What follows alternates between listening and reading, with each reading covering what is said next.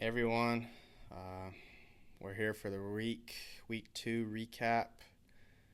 Obviously, things didn't go the way we had hoped, especially after our week 1 success. But we'll get into that here in just a second. And we did hear you and your comments about the mic situation last week. A lot of complaints that the microphone was quiet.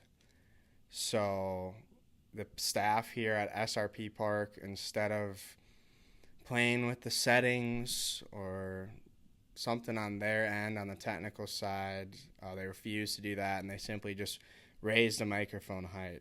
So hopefully this week is better with the mic settings, and if not, we'll assess that next week. Getting back into it, you like that finish with 93 points, way under our projected total of 135, which Yahoo did end up assessing us with a D minus. And after last week, the frustration with the letter grades, I can say D minus this week is probably fair. We did reach out to Yahoo about the letter grades, and we haven't heard anything back. So hopefully here this week we will hear back from Yahoo. Anyway, going through some of our performances, pretty much everyone outside of Devonta Smith was just awful this week. Herbert did get right around projected, but against the Titans, there was a lot left out on the field there, which was pretty disappointing. Trevor Lawrence, terrible, sub 10. Other players like Russell Wilson are getting north of 30.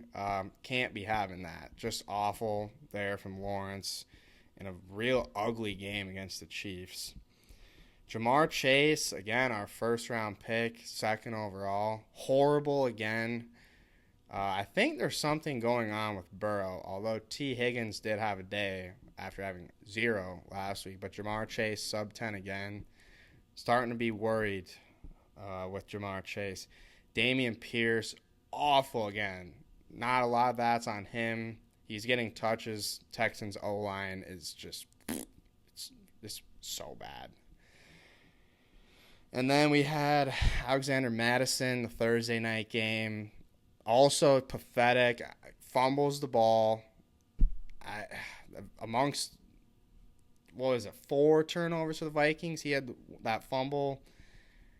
And just shocking.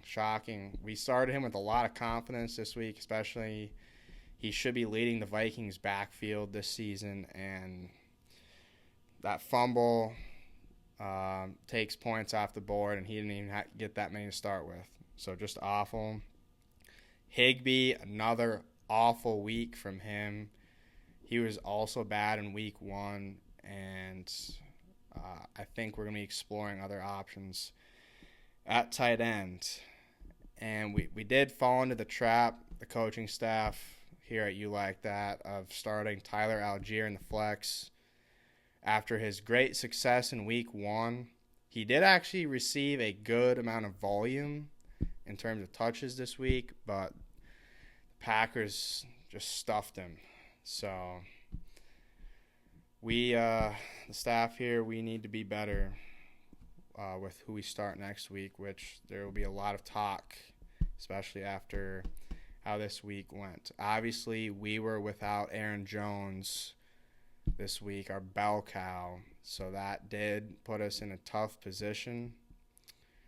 But even if the coaching staff had made better decisions this week in regards to players starting versus players left on the bench, bench didn't perform either, and we still would have lost to the Cleveland Steamers. So we just need better performance on the field, really.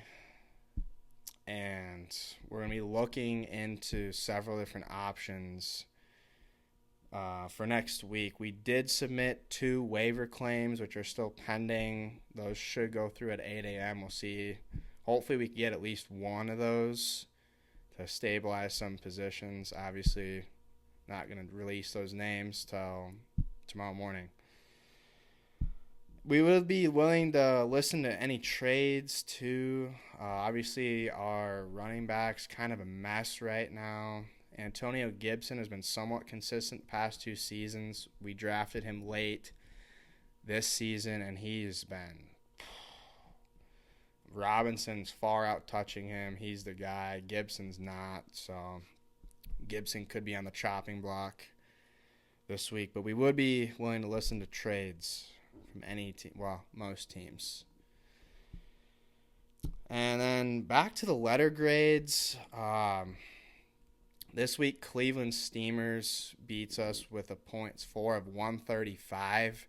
He received an A- this week, and if you remember back to last week, we scored 144 points and received a B+. So again, don't know what the hell's going on with Yahoo, but these letter grades it's getting ridiculous, really. So I really need a response from them back, or we're going to be having bigger problems down the road.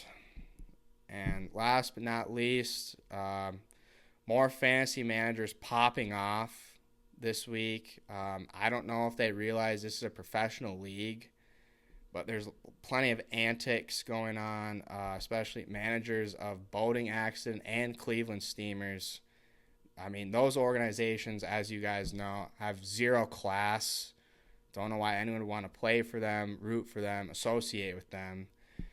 But like I said last week, unfortunately, that's the league we find ourselves in. And they have a lot to say, considering the most they've ever done recording is holding their phone up for a Snapchat video. So it's really pathetic to hear them popping off when they have little to no experience in the field. And then this is to some of my Packer fans out there. You should probably save your comments before you lose to the Falcons. I mean, Packers fans popping off after the Vikings lose by 1 score at the Eagles, who were in the Super Bowl last year, and then they go to Atlanta and lose to the Falcons. Absolutely pathetic. Desmond Ridder season, I suppose. But that'll do it for today. Thank you.